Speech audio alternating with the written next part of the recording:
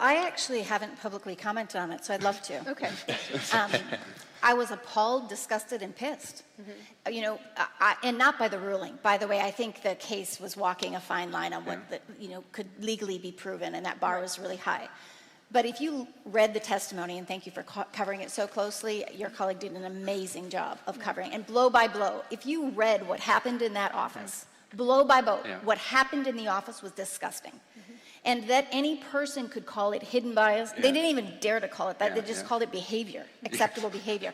And then the measure of her was profoundly biased.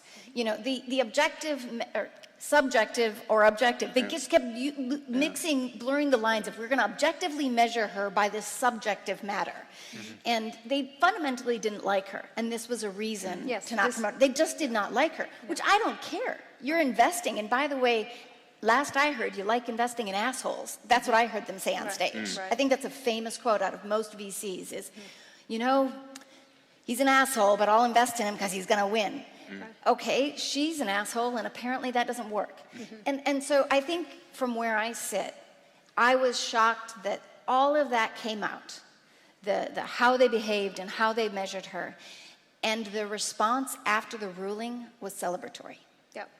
There was no self-awareness, unlike when the CEO of Microsoft made his Grace Hopper comment that was so problematic. I think he did a great internal reflection, both personally and organizationally, upon what he did and said.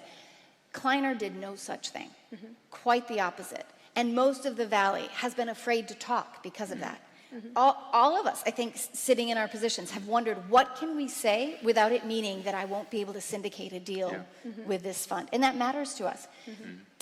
We, as an organization, my board was split on it. Could we comment on it? Should we comment on it? Think about that. We're split on something that was so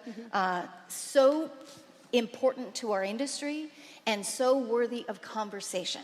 And if you didn't follow the case, I actually kind of encourage you to, if you're in entrepreneurship, because it was a great learning on how decisions are made in venture firms, and it's not unique to that firm, and how this is a relationship business. And right now, those relationships are very, very insular.